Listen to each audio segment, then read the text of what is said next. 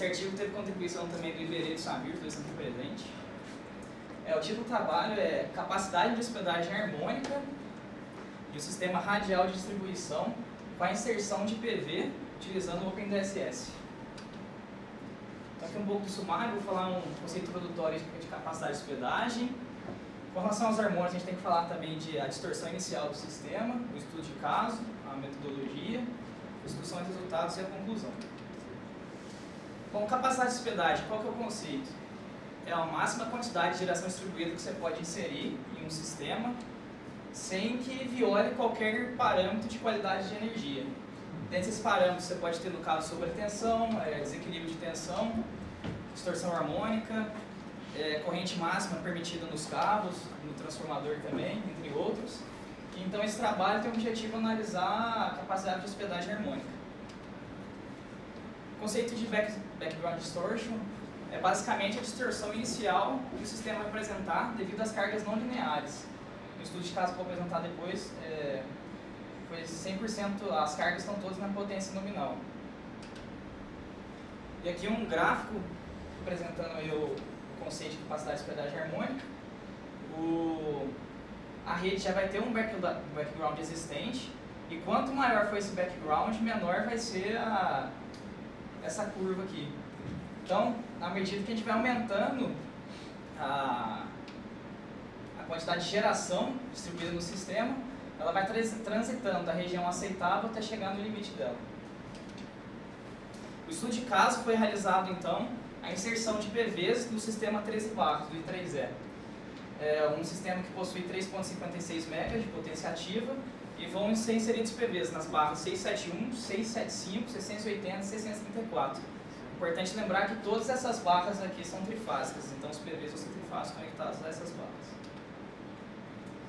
Para o sistema de modelo de descargas, 3 espectros discorrentes foram selecionados.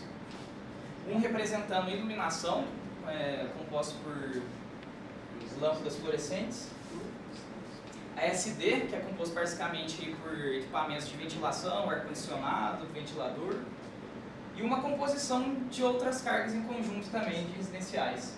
Então todas as cargas vão ser uma composição desses espectros harmônicos. Aqui é o perfil harmônico de cada um deles, foi considerado da primeira até a 15ª ordem. E vale ressaltar aqui que o ASD é o principal poluidor aqui, em torno de 54% de terceira ordem. Aqui é as cargas do sistema, onde que o sistema possui as cargas. Tem carga, para quem conhece 13 barras, tem ligação trifásica, monofásica, tem carga bem desequilibrada. E, por exemplo, na carga, 675, foi considerado uma carga harmônica 10% de fluorescente, 10% de SD e 10% de outros, e o restante linear. E todas as cargas aqui têm uma porcentagem diferente. Aqui é como o modelo do OpenDSS, como ele trata a modelagem dos harmônicos, ele é representado por uma parte paralela e por uma parte série. E o default, a condição inicial, é que 50% da potência está presente nessa parte séria e 50% na paralela. Eu não vou entrar muito em detalhe, mas dependendo do modelo que você escolher, isso influencia diretamente no valor da distorção do sistema. Então as resistências elas ficam fixas e a indutância ela vai variando de acordo com a frequência que vai ser aplicada. Com relação agora ao modelo do PV, o conteúdo harmônico do PV ele pode variar bastante fabricante para fabricante, devido ao seu tipo de controle, o algoritmo implementado e tudo isso. Então, para definir aí o harmônico produzido por eles, eu tirei 2 exemplos de medições reais e foram considerados PV tipo 1 e tipo 2. O tipo 1, ele vai acrescentar no sistema um THD de corrente um pouquinho menor que 3%, considerando um caso típico, um PV em condições aí de trabalhando legal, e um PV tipo 2, um THD um pouquinho maior que 6%, como se fosse um pior caso. Que aí dependendo tem PV que vai ter 3%, 4%, 5%, é mais ou menos nessa faixa aí de variação que eles vão trabalhar. E com relação ao perfil harmônico do PV, né, foi considerado da primeira até a 30ª ordem. Então qual que é a metodologia? Primeiramente, o sistema vai ser iniciado com Power Flow 0, basicamente só com as cargas, daqui vai sair o background da rede. Em seguida, os PVs vão selecionados nas barras selecionadas. O critério limite vai ser a distorção harmônica individual de 5% e a total de 8%, e o processo vai ser parado quando algum desses limites forem excedidos, exatamente, ou um ou outro, até de parado, certo? Discussões e resultados, então basicamente vai ser a inserção desses dois tipos de PVs trifásicos nessas barras selecionadas do sistema, e foram feitas 4 análises: a influência do banco de capacitores no sistema, a penetração de PV, o efeito de agregação e também as perdas. Na condição inicial do sistema, o sistema possui 2 capacitores conectados a ele. Um capacitor é trifásico, na barra 675, e um monofásico na barra 611.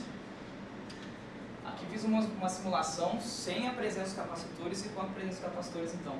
E a gente pode ver que, por exemplo, aqui um valor de 2% de THD na fase A pulou para 3,33 no mesmo sistema com a presença do banco de capacitores. Então, em média, o THD de corrente aumentou bem com relação à presença desse elemento no sistema. Nesse cenário aqui agora, foi realizado os 2 tipos de PVs novamente, nas barras selecionadas, com e sem influência do background da rede.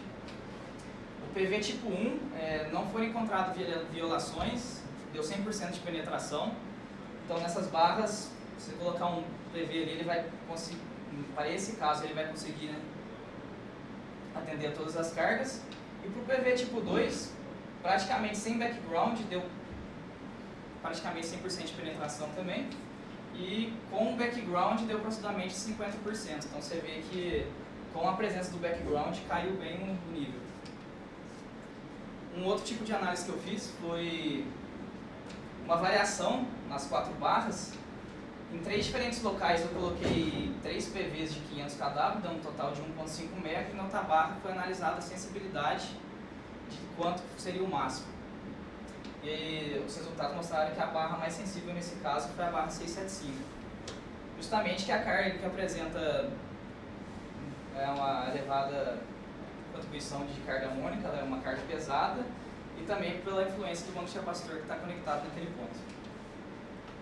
Com o efeito de agregação, foram colocados 400 kW de PV em todas as barras, totalizando 1,6, e a influência do background do PV e as 2 interações conjuntas. E por fim, as perdas, quando em 3 delas houve uma redução das perdas, em torno de 50%, e no outro local um aumento.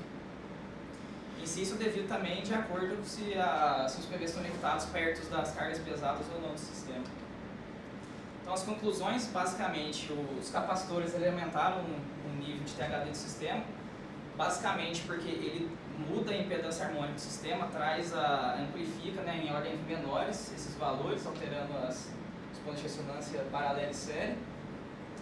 Uma outra conclusão é que o nível de distorção inicial da rede ela vai ter influência diretamente no tanto de PV que você vai poder colocar no sistema.